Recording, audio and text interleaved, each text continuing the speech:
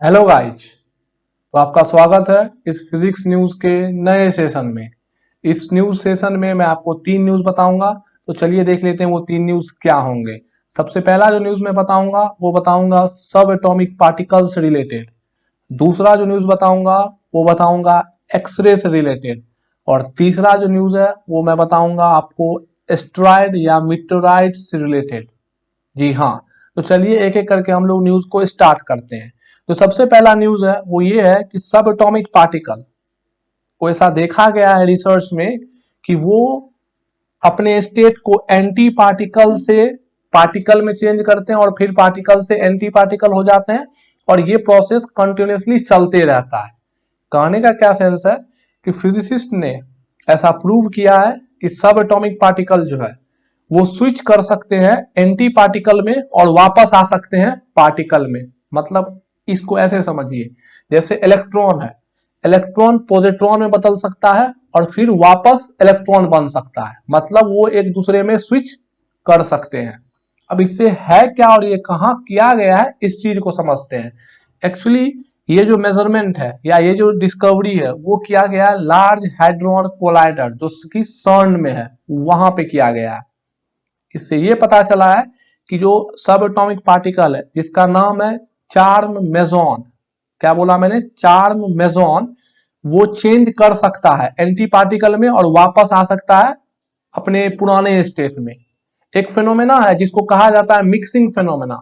एक लगभग 10 सालों से साइंटिस्ट इस बात को जानते हैं कि जो चार्म मेजॉन होता है वो दो पार्टिकल्स, दो सब एटॉमिक पार्टिकल से मिलकर बना हुआ होता है। एक होता है क्वार्क और दूसरा क्या होता है, एंटी क्वार्क। और ये जो मिक्सचर है क्वार्क और एंटी क्वार्क का, यानी कि क्वार्क क्या हुआ, पार्टिकल, और एंटी क्वार्क क्या हुआ, एंटी पार्टिकल, इसी मिक्सचर स्टेट को कहा जाता है मिक्सिंग फेनोमेना। पर नया रिजल्ट ऐसा पाया गया है, फॉर द फर्स्ट टाइम पहली बार ये रिजल्ट पाया गया है कि एक्चुअली में जो चार मेजोन है जिसके अंदर दो सब एटॉमिक पार्टिकल है क्वार्क और एंटी क्वार्क, वो एक दूसरे के बीच में ऑसिलेट करते रहते हैं।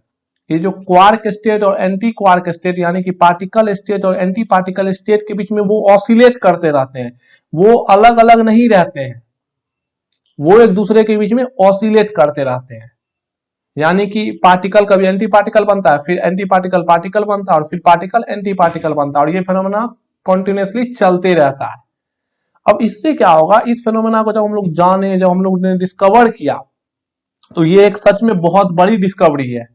क्योंकि ये हमें बहुत बड़े बड़े क्वेश्चंस का आंसर खोजने में मदद कर सकती है। जैसे कि पार्टिकल एक्चुअली में स्टैंडर्ड मॉडल, जो कि आप जानते हैं standard model of particles, particle का स्टैंडर्ड मॉडल होता है। जिस तरह केमिस्ट्री में मॉलिक्यूल्स का एटम्स के एक पीरियोडिक टेबल बनाना था, उसी तरह पार्टिकल का भी एक पीरियोडिक टेबल है जिसको हम लोग स्टैंडर्ड मॉडल ऑफ पार्टिकल कहते हैं, जिसको हम लोग पार्टिकल फिजिक्स में पढ़ते हैं।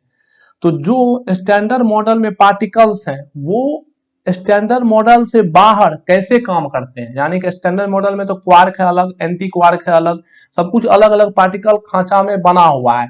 लेकिन हम लोगों ने ऐसा पाया कि जो चार मेजोन है उसके अंदर पार्टिकल और एंटी पार्टिकल अलग अलग नहीं रहते, वो एक दूसरे को स्टेट को कंटिन्यूसली चेंज करते रहते हैं, उस दोनों के बीच में हमेशा ऑसिलेट करते रहते हैं।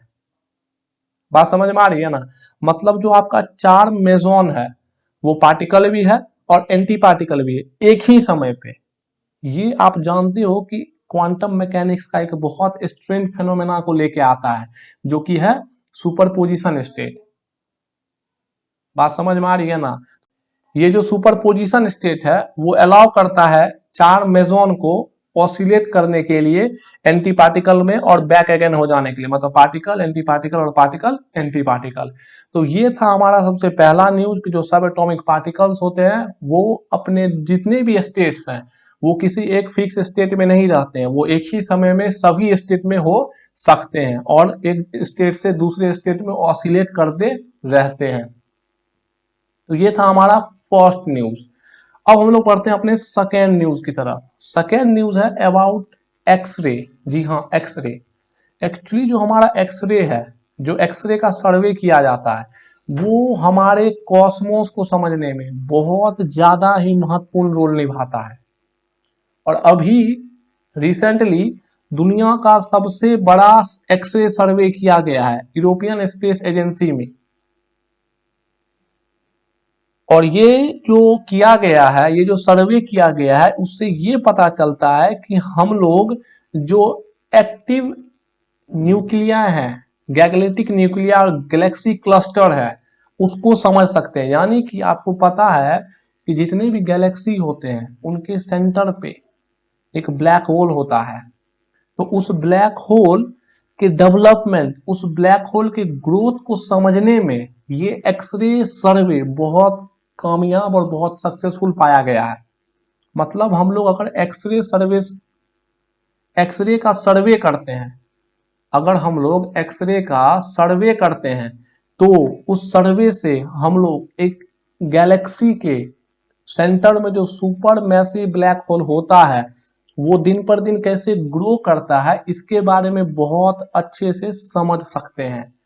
और आपको ये बात पता है कि अगर हम लोग ऐसा कर सकते हैं तो हम लोग ब्लैक होल्स के बारे में और अच्छे से चीज़ों को परख सकते हैं। और हमारे यूनिवर्स के जो इनिशियल स्टेट है, जैसा कि कहा गया है कि बिग बैंग से यूनिवर्स स्टार्ट हुआ है, तो अगर आप ब्लैक होल के बारे में अच्छे से समझ सकते हैं एक्सरे का सर्वे करके, तो हम लोग यूनिवर्स के स्टार्टिंग फेज के बारे में पढ़ सकते हैं। तो ये था हमारा सेकेंड न्यूज, जिसमें हम लोगों ने देखा कि ब्लैक होल्स के प्रॉपर्टीज को समझने के लिए बहुत अच्छे से एक्सरे बहुत हेल्प करता है। अब जो तीसरा न्यूज है वो रिलेटेड है आपको एस्ट्रॉयड से। जैसा कि आपको पता होगा कि जुपिटर और मार्स के बीच में बहुत सारे एस्ट्रॉयड बेल्ट्स हैं, और वही एस्ट्रॉयड जो बेल्ट्स होते हैं, एस्ट्रॉयड बेल्ट क्या होता है कि जो एस्ट्रॉयड का रिंग होता है, एस्ट्रॉयड का जो रिंग होता है उसी को एस्ट्रॉयड बेल्ट कहते हैं हम लोग। और आपको पता है कि जुपिटर और मार्स के बीच में जो एस्ट्रॉयड बेल्ट होते हैं वही एस्ट्रॉयड बेल्ट इफेक्ट करते हैं या लैंड करते हैं अर्थ पे। आप लोग कभी कभी देखते हो ना मीटियोर्स, टूटता हुआ तारा, वो टूटता हुआ तारा एक्चुअली मीटियोर्स होता है। तो वो जो मीटियोर्स आप देखते हैं वो कहां से आता है, स्पेस से आता है। स्पेस के भी ऐसे रीजन से अर्थ में आता है। वो रीजन क्या है आपका, मार्स और जुपिटर के बीच का जो रीजन होता है वहीं से वो आता है।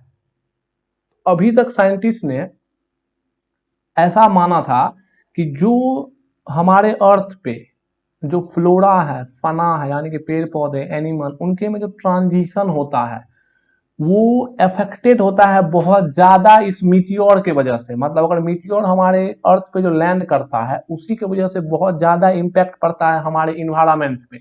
जैसा कि आप जानते हैं डायनासोर भी एक्सटिंक्ट हुआ था कुछ इसी प्रोसेस से। पर न्यू रिसेंटली में ऐसा डिस्कवरी में पाया गया है कि जो ये एस्ट्रॉयड बेल्ट्स होते हैं, ये जो इनके बीच में कोलिजन होता है अर्थ और इनके में जो कोलिजन होता है वो बहुत ज्यादा इम्पैक्ट नहीं डालते हैं अर्थ पे या अर्थ के एटमॉस्फेयर पे। जी हाँ, वो बहुत ज्यादा ही इम्पैक्ट नहीं डालते हैं अर्थ के एटमॉस्फेयर पे या अर्थ के लैंड पे नहीं डालते हैं। रिसर्च कम्युनिटी ने ऐसा पाया है कि जो मीटियोर के फ्लक्स होते हैं, फ्लक्स यानी क्या मतलब नंबर ऑफ मीटियोर्स जो कि पास करता है एक बार में, उसी को हम लोग, इलेक्ट्रिक फ्लक्स क्या होता है, number of field line crossing an area. उसी तरह मीटियोर का फ्लक्स क्या होगा, मीटियोर जो बहुत सारा पास करता है एक गिवन एरिया से, तो उसको हम लोग मीटियोर फ्लक्स कहते हैं। जो मीटियोर फ्लक्स हैं वो जो कि अर्थ से कनेक्टेड है वो उतना ज्यादा इफेक्ट नहीं करते हैं यहाँ के फेनोमेनास को। इवन ऐसा देखा गया है ये जो फ्लक्स है वो उतना ड्रामेटिक इवेंट क्रिएट नहीं करते हैं, यानी कि रैंडमनेस क्रिएट नहीं करते हैं, जबकि वो बहुत ज्यादा ही स्टेबल है, ऐसा रिसर्च में पाया जा रहा है। तो जब कोई चीज बहुत ज्यादा ही स्टेबल है तो वो कैसे किसी चीज को ज्यादा इफेक्ट करेगा। इस वजह से ऐसा पाया जा रहा है कि जो हमारे रिसर्च में कि जो मीटियोर बेल्ट्स हैं या मीटियोर फ्लक्स हैं वो अर्थ में जो इन्वायरमेंट है उस पे ज्यादा इफेक्ट या इम्पैक्ट नहीं डालते हैं, यानी कि उसके फ्लोरा और फना पे ज्यादा इफेक्ट या इम्पैक्ट नहीं क्रिएट होता है ड्यू टू मीटियोर्स जो स्पेस से हमारे अर्थ पे लैंड करता है। अब साइंटिस्ट अब इस चीज को और बेहतरीन ढंग से समझना चाहते हैं और स्टडी करना चाहते हैं कि आखिर मीटियोर्स ऐसा क्या है जिसकी वजह से हमारे अर्थ पे इम्पैक्ट नहीं पड़ रहा, और हमारे अर्थ पे जो इम्पैक्ट पड़ रहा है उसकी वजह क्या है। तो ये था हमारा तीसरा न्यूज और ये था आज का हमारा न्यूज सेशन। अगर आपको इसके बारे में और अच्छे से जानना है तो आप गूगल पे जाके बिल्कुल देख सकते हैं और अच्छे से समझ सकते हैं। मैंने बस आपको हिंट किया है। तो थैंक्स फॉर वॉचिंग।